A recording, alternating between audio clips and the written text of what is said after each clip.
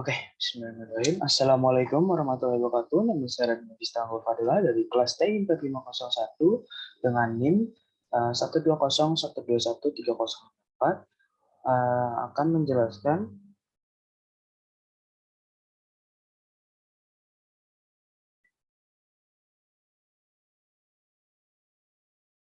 oke, maaf sebelumnya tadi ada sedikit kendala. Oke, saya akan mengulangi memperkenalkan diri saya. Itu nama saya Raditya Bistanggo Fadila dari kelas TI 4501 dengan NIM 120121304 akan mengerjakan tugas kalkulus yaitu rangkuman fungsi transenden. Oke, tanpa berlama-lama lagi kita mulai saja. Yang pertama, dalam fungsi transenden itu ada yang dinamakan dengan fungsi inverse. Simpelnya, fungsi inverse itu adalah suatu kebalikan dari suatu fungsi gitu. Jadi kebalikannya. Nah, selanjutnya di dalam fungsi inverse itu ada yang disebut dengan fungsi satu-satu, di mana fungsi satu-satu sendiri memiliki memiliki definisi itu sebagai berikut. Yaitu yang pertama, yaitu fungsi y sama dengan fx disebut satu-satu jika fu sama dengan fv, maka u sama dengan v. Atau jika u tidak sama dengan v, maka fu itu tidak sama dengan fv. Nah, ini kan maksudnya gimana sih? Maksudnya itu biar langsung saya contohin ya. Jadi maksudnya itu gini, jika kita memiliki suatu fungsi gitu, misalnya dalam hal ini saya kasih contoh misalnya fx. Fx-nya itu misalnya x kuadrat gitu ya. Nah, kalau kita punya x kuadrat ini, coba kita masukin angkanya gitu ya. Misalnya kan kalau dia f1, itu kan berarti hasilnya sama dengan 1. Kalau dia f2, berarti kan hasilnya sama dengan 2 kali 2 kan, 2 pangkat 2 itu. Nah, selanjutnya kalau kita misalnya mempunyai f min 1, itu kan sama dengan hasilnya 1 juga. Dan kalau kita punya f min 2, itu kan hasilnya juga 4. Nah, fungsi x kuadrat ini itu dinyatakan itu bukan fungsi satu-satu. Kenapa? Karena dari dua angka yang berbeda gitu kan. Ini misalnya ini 2, ini misalnya sebelah sini u, dan sebelah sini tuh misalnya ini v. Dari dua angka yang berbeda itu menghasilkan hasil yang sama. Jadi x kuadrat itu bukan fungsi satu-satu. Gitu. Jadi karena dua-duanya itu bisa dibilang tuh hasilnya sama. Jadi otomatis bukan fungsi satu-satu. Oke.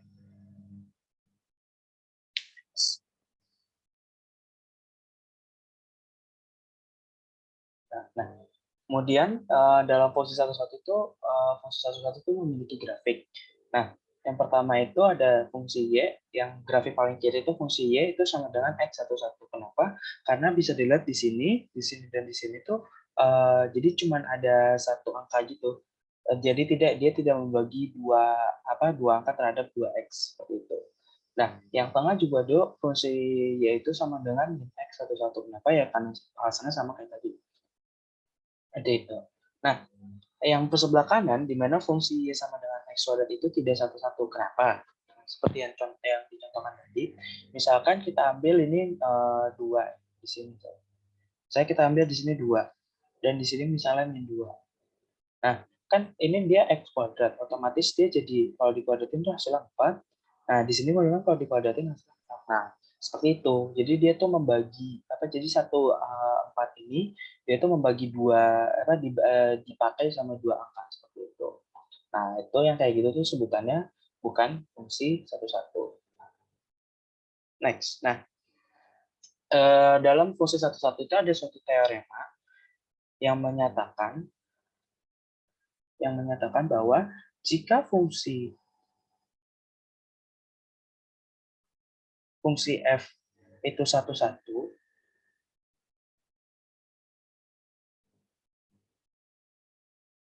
maka f tersebut atau fungsi f tersebut itu memiliki inverse.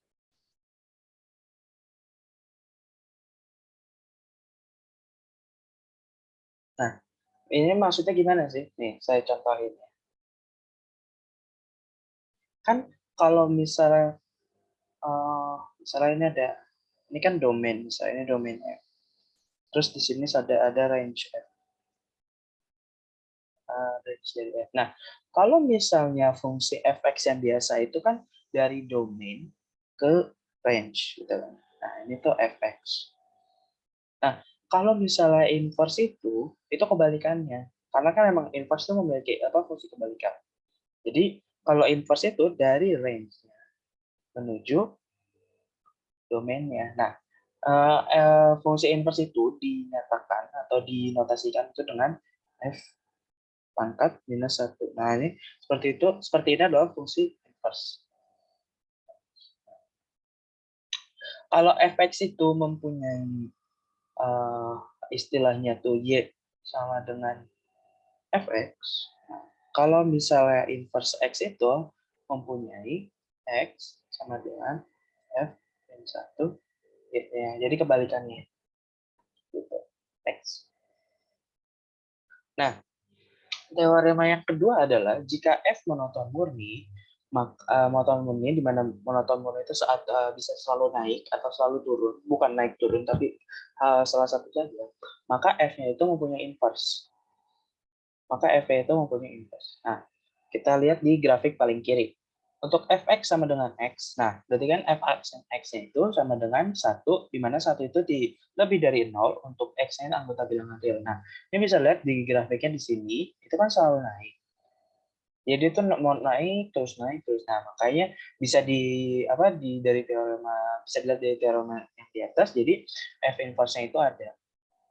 Nah, berlaku juga untuk yang di mana f(x) itu sama dengan minus x, untuk f aksen x-nya itu minus 1, di mana itu kurang dari 0, untuk x, anggota bilangan real, nah itu kan f itu selalu turun, jadi grafiknya selalu turun, jadi dia yang satu selalu naik, yang satu selalu turun. Nah, kalau kayak gitu, inverse juga ada. Nah, bisa dilihat kalau misalnya dia selanjutnya itu, bisa lihat deh langsung di grafiknya. Ini kan di grafiknya bentuknya gini, dia naik terus turun. Nah, berarti kan ini tidak selalu naik dan tidak selalu turun. Jadi bisa naik, bisa turun. Nah, kalau kayak gini, ini nih f min satunya itu tidak ada.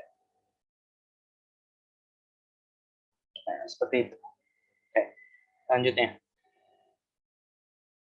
Nah, selanjutnya adalah contoh soal untuk soal inverse. Nah, misalnya saya mempunyai fx itu x min 1 per x plus 2. Nah, langkah pertama yang akan kita lakukan itu untuk mencari f inverse-nya, pertama kita cari dulu apakah fungsi fx ini memiliki inverse atau tidak.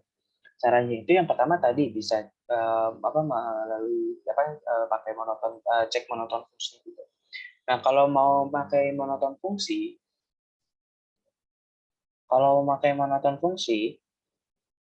otomatis kita perlu turunan pertama. Nah, turunan pertama dari ini itu adalah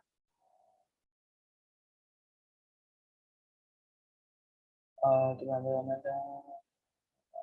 turunan pertamanya itu adalah 3 per x plus 2 kuadrat. Nah, karena ini kan turunan pertamanya, terus yang di bawahnya itu kan x-nya positif, ya kan? Sorry, bukan x-nya positif, emang x-nya adalah x itu kan tetap. Nah, terus dikuadratin. Nah, kan x berapapun x yang dikuadratin itu kan hasilnya pasti positif. Ya kan? Mau 2 dikuadratin hasilnya positif, 2 dikuadratin hasil positif, seterusnya seperti itu kan hasilnya positif. Oleh karena itu, berarti grafik ini tuh positif, jadi monoton monoton naik gitu. Jadi positif. Gitu. Nah, kalau bisa dilihat jadi grafiknya itu monoton naik, otomatis dia punya inverse gitu kan. Jadi fungsi ini mempunyai inverse.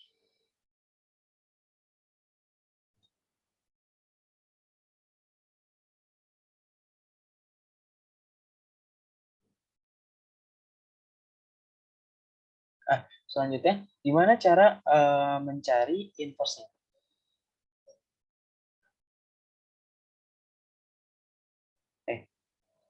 Saya tulis dulu, cari inverse-nya. Pertama, hal yang akan kita lakukan itu kan kalau fx itu kan tadi sama dengan y itu sama dengan fx kan tadi, berarti kita apa namanya, kita masukin dulu dari fungsi fx-nya, yaitu y sama dengan x min 1 per x plus 2. Nah, seperti ini kan. Nah, kalau udah seperti ini, cara mencari inverse itu tinggal dikali silang. Kalau dikali silang kan itu menjadi x y plus 2y sama dengan x min 1. Nah, sekarang yang punya apa, yang ada x-nya itu di apa namanya, dijadiin satu terus. X y min x min 1 min 2. Ya, nah seperti ini kan. Kalau udah seperti ini, kita keluarkan apa namanya, y-nya, sorry, x-nya. Ini kan x y min 1 sama dengan min 1. Nah, ada kalau udah seperti ini tinggal di apa namanya, dikembalikan lagi jadi bentuk pecahan dan selesai gitu. Berarti otomatis f inverse x-nya itu menjadi min 1 min 2y per x. Nah, seperti ini adalah f inverse-nya. X-nya. Nah, oke.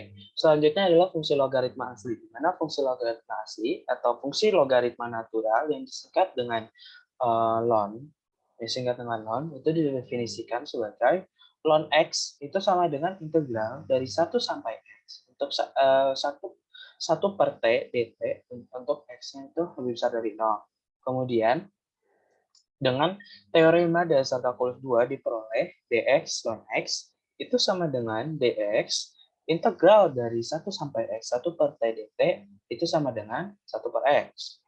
Selanjutnya, secara umum, jika U-nya itu sama dengan UX, maka dx ln U sama dengan dx per 1 per integral UX. UX di sini itu maksudnya ini fungsi.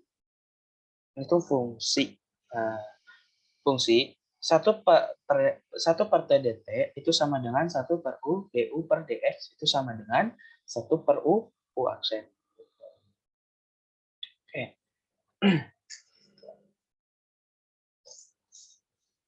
Oke, next. Oke.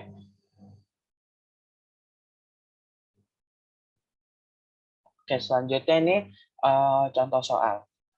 Misalnya saya punya fx sama dengan sorry.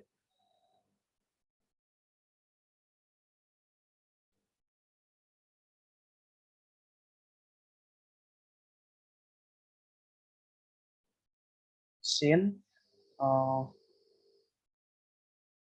4x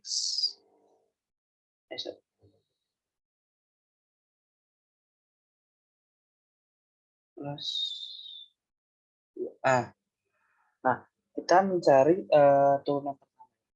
Berarti kan langsung aja f aksen x itu sama dengan 1 per, ini memakai apa ya, yang rumus-rumus yang di atas tadi yang sebelumnya itu didapatkan seperti ini. 1 per sin 4x plus 2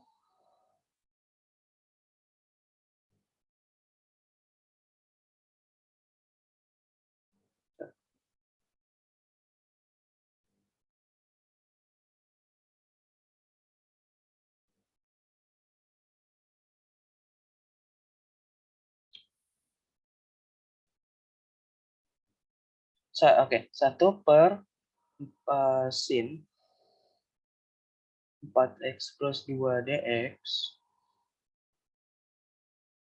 sin, berarti kan sama dengan 4 4x plus 2a. Oke, selanjutnya jika y sama dengan ln x, jika y sama dengan ln mutlak x, untuk x itu tidak sama dengan 0 ya karena dia bermutlak, maka nilai ln x itu ln x untuk x lebih besar dari 0, jadi y-nya itu sama dengan ln x, y aksennya sama dengan 1 per x. Nah, kemudian untuk yang ln x, ln min x-nya, untuk x-nya itu kurang dari 0, y-nya itu ln min x, berarti y aksennya itu min min 1 per min X itu sama dengan 1 per X. Itu sama aja. Ini sama. Kemudian, jadi D per dx untuk ln X itu sama dengan 1 per X. Untuk X-nya itu tidak sama dengan 0. Dan dari sini diperoleh integral X1 per X dx itu sama dengan ln mutlak X plus C. Gitu. Next. Nah, ini adalah sifat-sifat dari ln atau sifat-sifat logaritma. Ini sebenarnya sifat-sifat dari logaritma natural ini sama aja kayak sifat-sifat logaritma biasanya. Itu yang pertama ada ln 1 itu sama dengan 0, terus ln AB itu sama dengan ln A tambah ln B, terus ln A per B itu sama dengan ln A min B, terus ln A pangkat R itu sama dengan R ln A. Ini kayak mirip aja kayak sifat logaritma pada umumnya. Oke, selanjutnya itu ada fungsi eksponen asli. Nah, karena dx ln x itu sama dengan 1 per x lebih besar dari 0 untuk x-nya lebih besar dari 0, maka fungsi logaritma asli monoton ini sehingga mempunyai inverse. Nah, inverse dari fungsi logaritma asli itu atau lagi fungsi dari fungsi ln itu disebut fungsi eksponen asli dengan notasi exp atau eksponen.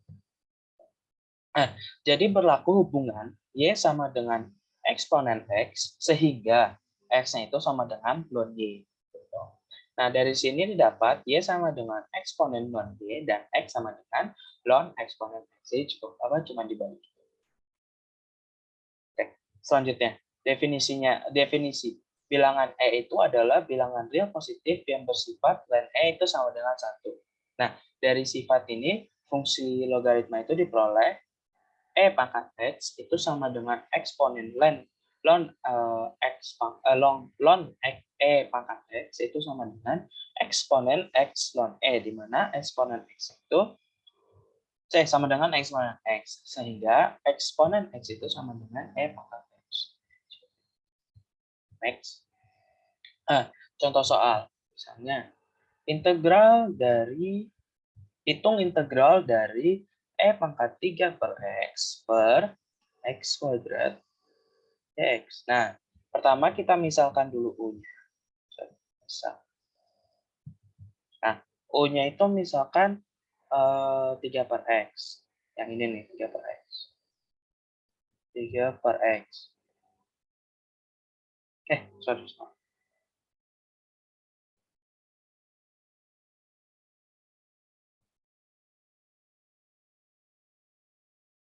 3 per X. Nah, otomatis DU-nya itu sama dengan turunannya, berarti kan min 3 per X kuadrat dx. Nah, berarti 1 per X kuadrat dx itu sama dengan min 1 per 3. Selanjutnya, berarti saya tulis lagi soalnya. Sehingga integral dari E pangkat 3 per X kuadrat dx itu sama dengan integral dari integral dari minus 1 per 3 E pangkat UDU sama dengan minus 1 per 3 integral E pangkat UDU. Selanjutnya saya tarik ke sini. Nah, berarti sama dengan minus 1 per 3. Ini kan berarti tinggal kita masukin lagi aja pangkatnya. Integral DU kita ubah jadi C karena membutuhkan untuk integral itu harus ada C. Sama dengan, nah ini kalau udah seperti ini tinggal U-nya itu dibalikin ke bentuk asal. Berarti sama dengan minus 1 per 3. Integralnya sudah tidak ada. Kalau jadi berarti minus 1 per 3 E pangkat 3 per X plus C. Next.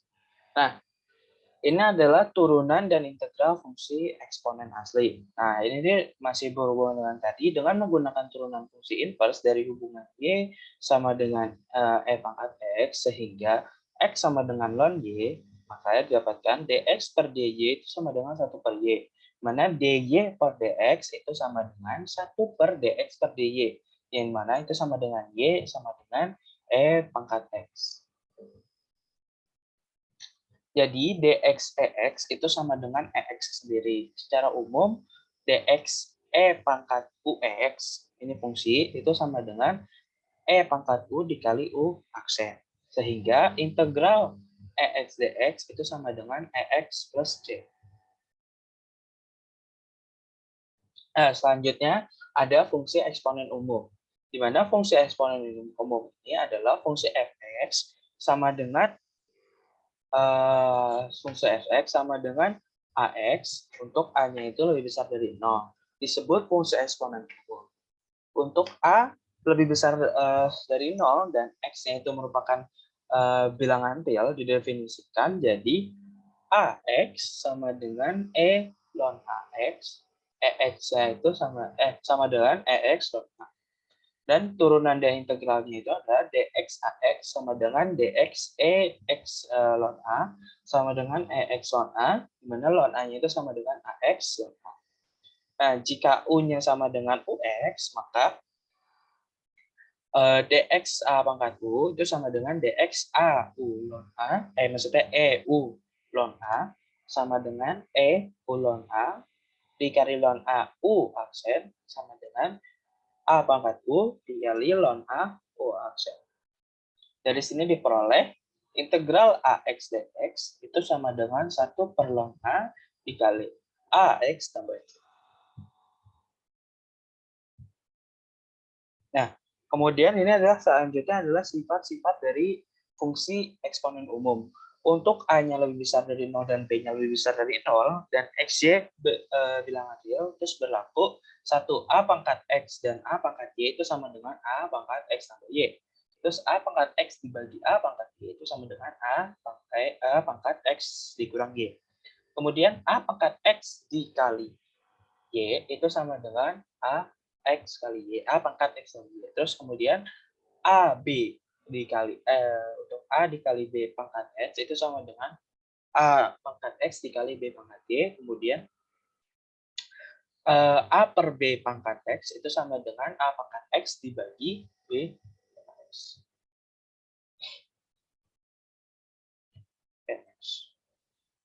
Nah, contoh soal. Misalnya ada fx sama dengan 3 pangkat 2x plus 1 ditambah 2 sin 2x. Nah, dari sifat-sifat yang di atas itu, maka diperoleh f aksen x-nya itu sama dengan 2 dikali 3 pangkat 2x plus 1 ditambah 2 dikali 2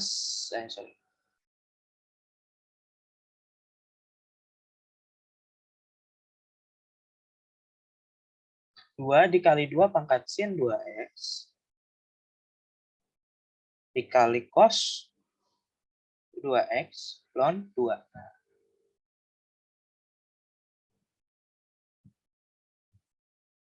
Nah, selanjutnya itu ada fungsi logaritma umum, di mana karena fungsi eksponen umum itu monoton murni, maka ada inversnya. Nah, inverse dari fungsi eksponen umum disebut fungsi logaritma umum atau logaritma dengan bilangan pokok A, di mana notasinya itu A log X. Ini logaritma yang biasa ditemukan di yang pernah sebelumnya dipelajari. Nah, sehingga berlaku Y sama dengan A log X, sehingga X itu sama dengan A pangkat Y. Dari hubungan ini didapat ln X itu sama dengan ln A pangkat Y. Itu sama dengan Y ln A. Ini kan dari sifat yang sifat logaritma asli tadi, di mana pangkatnya itu dikedepankan. Sama dengan Y sama dengan sehingga Y sama dengan ln X per ln A, sehingga A log X itu sama dengan ln X per ln A. Sehingga didapatkan dx A log X itu sama dengan dx ln X per ln A itu sama dengan 1 per X ln A. Nah, jika U sama dengan UX, maka dx A log U sama dengan dx ln A per ln U per ln A sama dengan U aksen per U ln A. Nah, yang terakhir itu dalam fungsi transenden ada fungsi inverse trigonometri, di mana fungsi trigonometri adalah fungsi yang periodik sehingga tidak satu-satu. Jika daerah asal dibatasi, fungsi trigonometri bisa dibuat menjadi satu-satu sehingga mempunyai inverse. Nah, pertama itu adalah inverse fungsi sinus. Jika diketahui fx itu sama dengan sin x, untuk x-nya itu dari minus pi per 2 sampai pi per 2, nah, itu tuh sama dengan sin x, di mana monoton murni, maka inverse-nya ada. Nah, inverse dari fungsi sinus itu disebut arcus sinus atau arcsinus, di mana notasinya itu arcsin x atau sin pangkat minus 1x, sehingga berlaku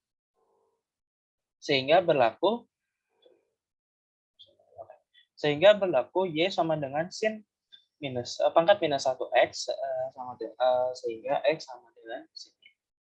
Oke. Nah, turunan dari hubungan yang tadi itu, yang y sama dengan ini, nah, dan rumus turunan fungsi inverse yang diperoleh dy per ds itu sama dengan 1 per dx per dy itu sama dengan 1 per cos y, sama dengan 1 per akar dari 1 min sin kuadrat y sama dengan 1 per akar 1 min x kuadrat. Atau dx sin pangkat min 1x itu sama dengan 1 per akar dari 1 minus x kuadrat. Jika u sama dengan ux, maka dx sin pangkat minus 1u itu sama dengan u aksen per akar dari 1 minus u kuadrat. Nah, dari rumus turunan diperoleh integral dx per 1 minus x kuadrat itu sama dengan sinus atau aksin plus c. Dengan cara yang sama diperoleh turunan fungsi inverse trigonometri yang lain. Secara ringkas perhatikan tabel berikut. Nah, itu adalah fungsi-fungsi ini semuanya. Mulai dari y sama dengan sin pangkat min x, terus selanjutnya itu ini aksin, aktan, aksa semuanya, dan ini juga adalah integral. Oke, sekian rangkuman saya terhadap bab fungsi transenden. Bila ada kurangnya mohon dimaafkan. Terima kasih. Wassalamualaikum warahmatullahi wabarakatuh.